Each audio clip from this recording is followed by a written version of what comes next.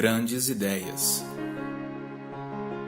Pense como uma ideia pode ser poderosa. Toda grande invenção, todo trabalho magnífico de arte, toda conquista brilhante começou com uma ideia. Não há limites para onde uma ideia possa levá-lo.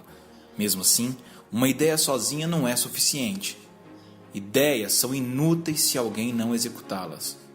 Por isso, só uma ideia não é capaz de fazer nada.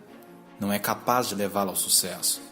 Ela só passa a ter valor quando ações correspondentes são realizadas.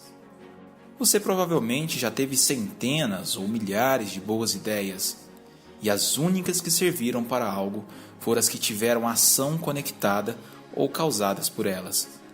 Elas criam valor quando investimos nelas nossas ações.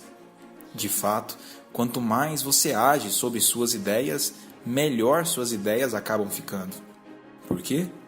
Se você nunca age sobre suas ideias, não tem que se preocupar se elas são realizadas ou não. Saber que você vai ter que agir baseado nessa ideia vai fazê-lo ter mais foco, ser mais realista e obter mais sucesso. A ação impõe uma disciplina saudável no seu pensamento e traz melhores ideias à tona. Uma boa ideia é um mapa para o sucesso e não o sucesso em si.